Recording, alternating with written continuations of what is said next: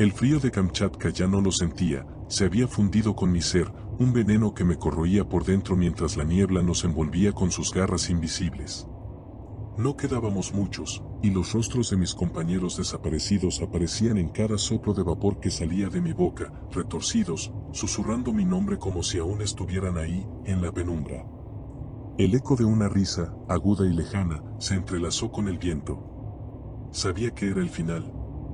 No porque lo entendiera del todo, sino porque la base ya no era nuestra, y la niebla reclamaba lo que siempre había sido suyo. Llegamos a la base de radar al atardecer, aunque en Kamchatka eso solo significaba una transición a una oscuridad más densa. El viento aullaba como una criatura hambrienta, y la niebla se deslizaba entre las antenas como dedos huesudos. A medida que pasaban los días, la inquietud se volvió opresiva. Santiago insistía en que las transmisiones que escuchábamos no eran interferencias, sino respuestas. Algo allá afuera nos llamaba, y no de una manera que pudiéramos entender. La primera desaparición fue rápida. Mateo, siempre el más sereno, simplemente no estaba en su litera una mañana. En su lugar, encontramos un charco de agua helada y marcas de manos pequeñas en el suelo, como si un coro de niños lo hubiera arrastrado fuera. Mis compañeros y yo intercambiamos miradas, pero nadie quiso decir lo que pensábamos. Esa noche, Santiago nos despertó con un grito. «Miren, ahí fuera, entre la niebla». Apuntamos nuestras linternas hacia el exterior, y por un momento vi lo que nunca podré olvidar, rostros flotando, miradas fijas, bocas abiertas en un susurro que resonaba en mi mente. El aislamiento y la sensación de ser observados lentamente desmoronaron la estabilidad mental de cada uno de nosotros. Al principio, las risas nerviosas y los comentarios sarcásticos nos ayudaban a disimular el miedo, pero a medida que las noches se alargaban, esas defensas se desvanecían. Santiago, el más racional, empezó a hablar solo, susurrando fragmentos de la transmisión como si intentara descifrarlos. Sus ojos se llenaron de una sombra que no era solo cansancio, sino una presencia que parecía haberlo poseído. Los demás comenzaron a cuestionarse qué era real. El eco de las risas infantiles se hacía más frecuente, y algunas noches juraba ver a los soldados vigilando la niebla como si esperaran órdenes de algo que no éramos nosotros. La paranoia se apoderó de nuestra jerarquía, las órdenes eran cuestionadas, y las manos temblaban cada vez que alguien levantaba un arma. Como si fuera más seguro voltear el cañón hacia uno mismo que enfrentarse a lo que se ocultaba afuera. Yo mismo sentí la fractura en mi mente. Escuchaba la voz de mi hermano, muerto en combate años atrás, llamándome con la familiaridad de sus últimas palabras. Un susurro que parecía invitarme a unirme a él en la niebla, como si la frontera entre la vida y la muerte fuera tan difusa como la propia niebla que nos rodeaba. A medida que la tensión se volvía insoportable, intentamos resistir la locura con lo poco que nos quedaba de disciplina y humanidad. Dividimos nuestras tareas para mantenernos ocupados y rotamos turnos de vigilancia para evitar que el miedo se apoderara completamente de nosotros. Pero las horas pasaban lentas, como si el tiempo fuera manipulado por la propia niebla. Santiago propuso sellar las ventanas y bloquear cualquier acceso al exterior, como si esas barreras pudieran contener lo que ya sentíamos dentro de nosotros. Los rostros pálidos, la respiración entrecortada y los susurros que se colaban por los pasillos cada vez que la noche caía, se convirtieron en pruebas de una batalla que no estábamos seguros de poder ganar. Uno de los nuestros, Gómez, comenzó a tallar en la pared lo que veía en sus sueños, formas que recordaban las caras atrapadas en la niebla, atrapadas en un grito eterno. Ellos buscan compañía, decía, mientras sus manos temblaban y su mirada estaba perdida en un punto más allá de lo visible. Cada soldado empezó a aferrarse a algún ritual personal, un rezo silencioso, un golpeteo de dedos, un intento de recordar el calor de sus hogares. Pero todo era efímero ante la presencia que se deslizaba a nuestro alrededor. El tiempo dejó de tener significado. Cada momento era una prueba de resistencia, un intento de convencernos de que aún podíamos volver a la cordura. Pero sabíamos, en el fondo, que la niebla había comenzado a tejerse dentro de nosotros, plantando semillas de dudas y voces que nunca nos dejarían escapar. La noche en que la niebla se tornó tangible, todo cambió. Un sonido, un golpe sordo contra la pared exterior de la base, nos despertó a todos. Santiago y yo corrimos hacia la entrada, con armas en mano, mientras los otros encendían las luces y tomaban posiciones.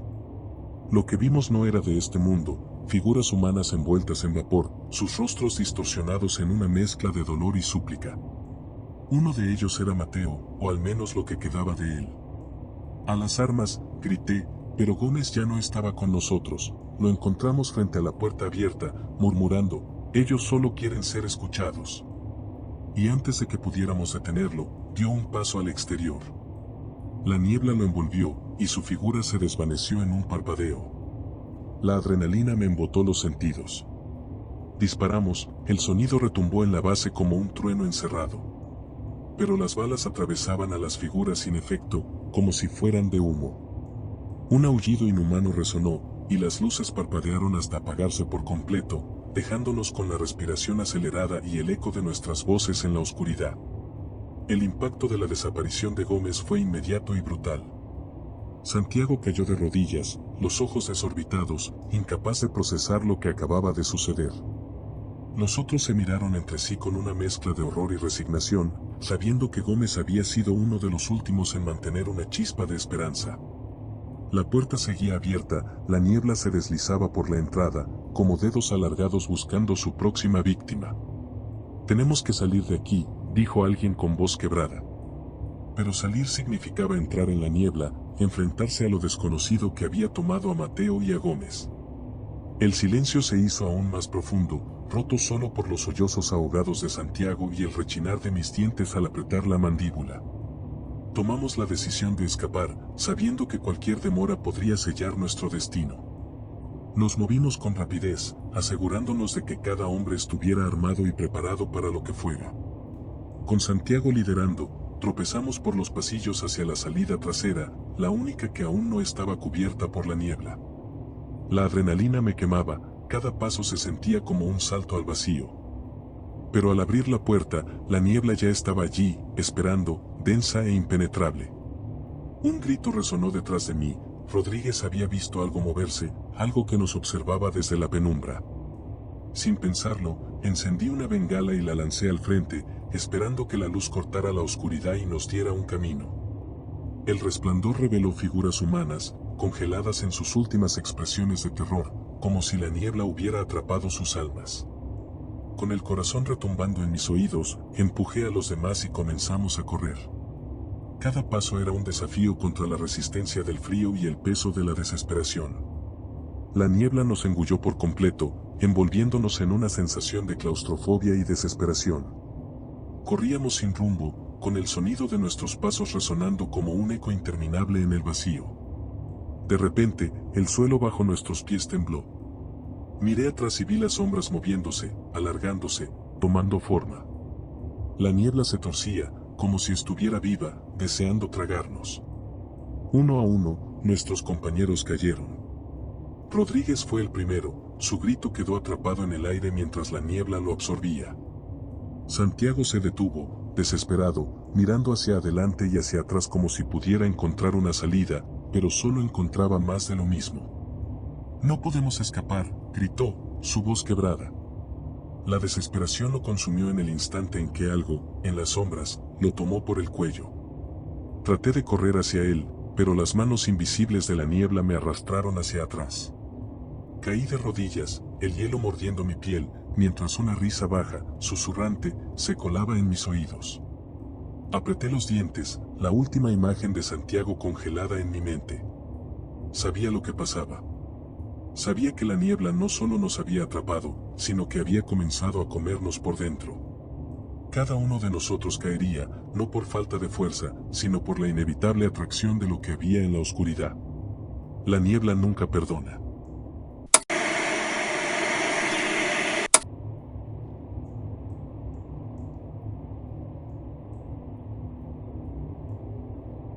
La arena ardía bajo mis botas como si caminara sobre brasas, pero después de horas, la sensación se volvía apenas perceptible. Mi equipo y yo habíamos sido enviados a investigar un punto remoto en medio del desierto del Sáhara, donde, según los informes, una base militar de la década de 1950 había desaparecido de los mapas y de los registros, tragada por las arenas y la historia.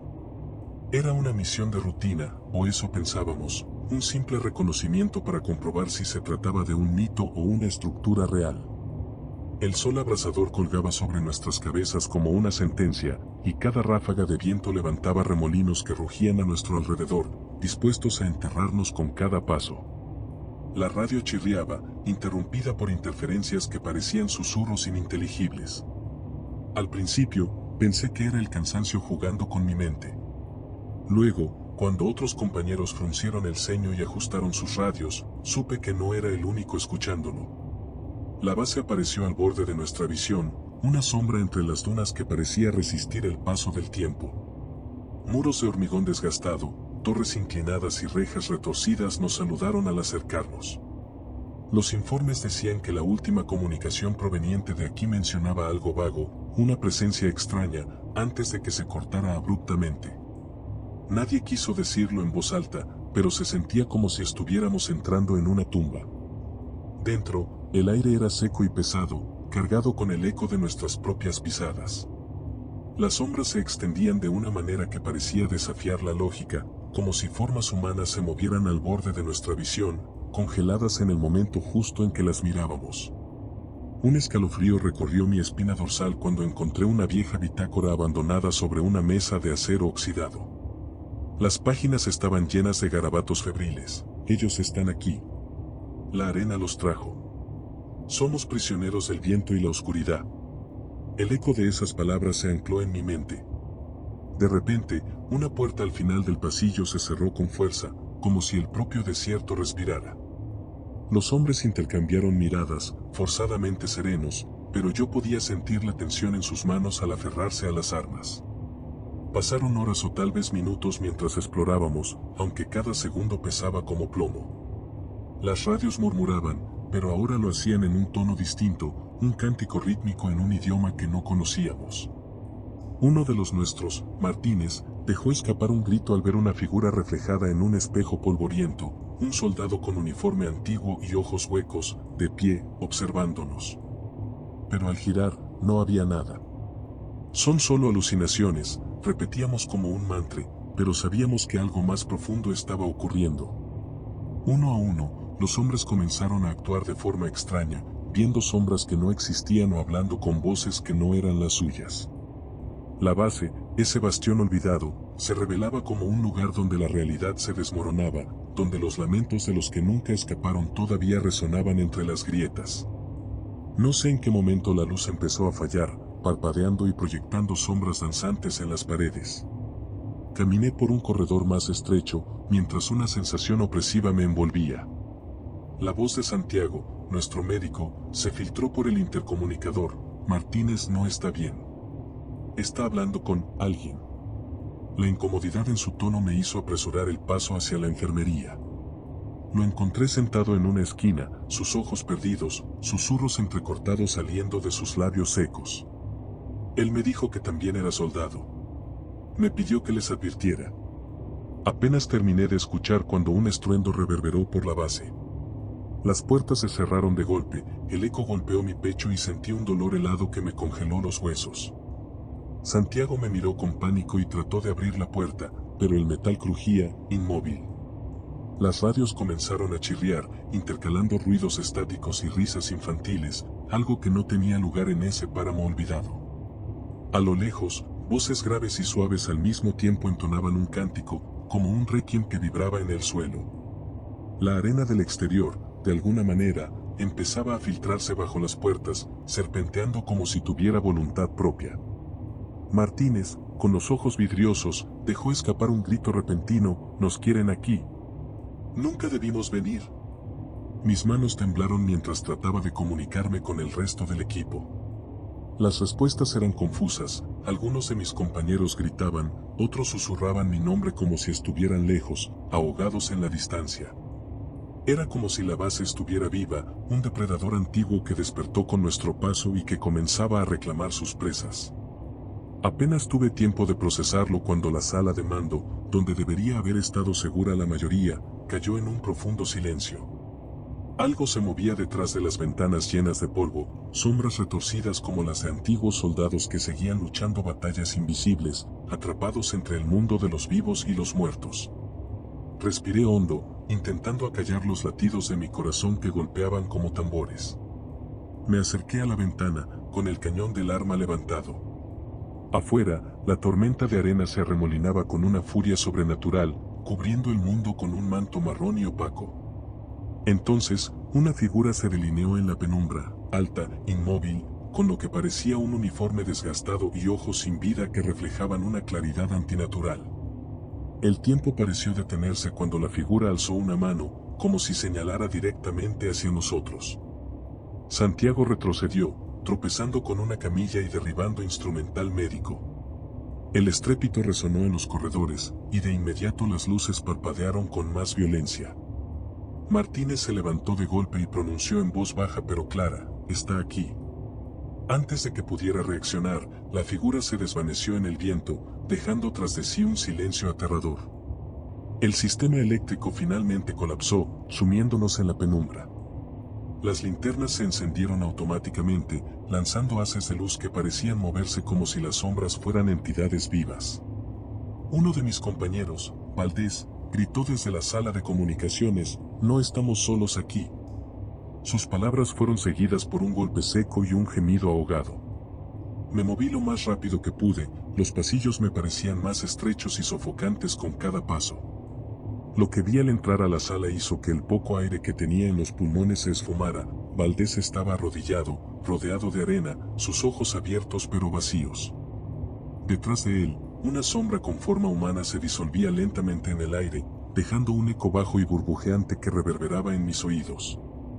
El caos reinó. Mis compañeros intentaron desesperadamente romper las puertas, algunos llamaban por radio mientras las voces al otro lado eran inhumanas. Como si todo el desierto se hubiera unido a un cántico sin sentido que hablaba de oscuridad y condenación. Supe, en ese momento, que la base no solo era un bastión físico, sino una prisión etérea que mantenía atados a los espíritus de soldados pasados, devorados por la furia y el misterio de las arenas. La desesperación era palpable, la realidad misma se desmoronaba como un espejismo al calor del desierto. Con cada segundo, la base parecía contraerse, y las paredes susurraban como si estuvieran hechas de carne viva. Sentí un frío sobrenatural en la espalda al ver que Martínez, que antes apenas murmuraba, ahora sonreía con los ojos llenos de lágrimas.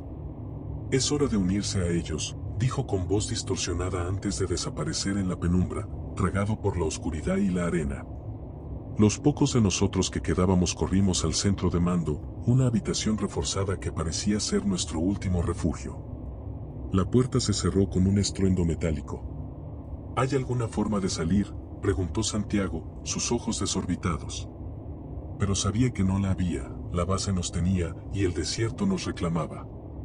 Las sombras en las paredes se movían de forma errática, figuras que se reconocían como soldados antiguos, uniformados y atrapados en un bucle eterno de tormento. De repente, una voz resonó en el sistema de comunicación interno, una voz rasgada y distante que recitaba las mismas palabras que había leído en la bitácora: «Ellos están aquí.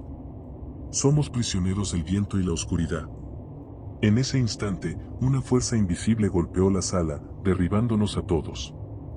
Las luces fallaron una vez más, y en la oscuridad total, los susurros se transformaron en gritos, risas dementes y órdenes militares en idiomas olvidados.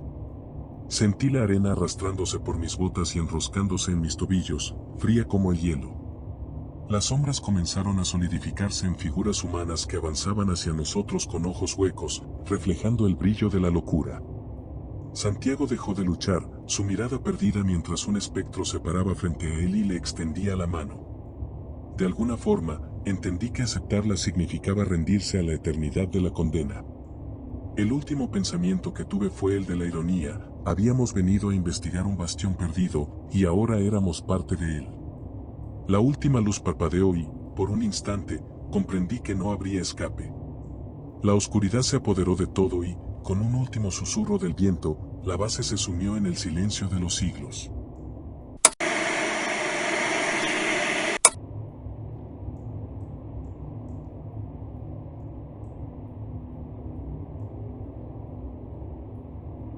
El frío en Alaska no se siente solo en la piel, se adhiere a los huesos, como un recordatorio constante de tu fragilidad.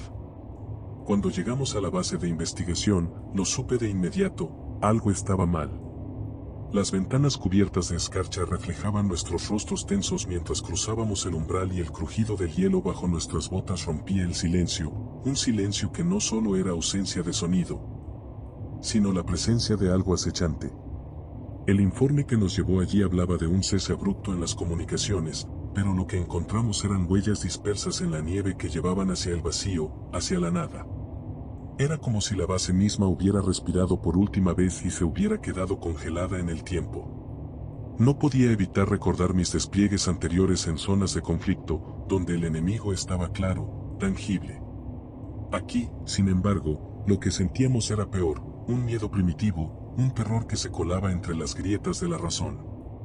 La primera noche, mientras instalábamos nuestro equipo y tratábamos de estabilizar la temperatura interna, uno de los nuestros, Pérez, se despertó gritando. Dijo que había visto algo en la ventana, una figura delgada y alta, cubierta de escarcha, que lo observaba con ojos que no reflejaban luz. Intentamos calmarlo, diciéndole que eran solo sombras proyectadas por la tormenta que azotaba afuera.